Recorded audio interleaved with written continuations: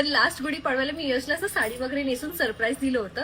या वर्षी त्याला माहितीये की मी साडी नेसते, पण असं काहीतरी लुक करते हे त्याला माहिती नाही. स्पेशली हे बघूया त्याचं रिॲक्शन काय आहे. यश झाला रेडी? भारी दिसते रे. कशी दिसते माहितीये? माहेश्वरी साम्राज्यम माझी बायको सर्वोत्तम.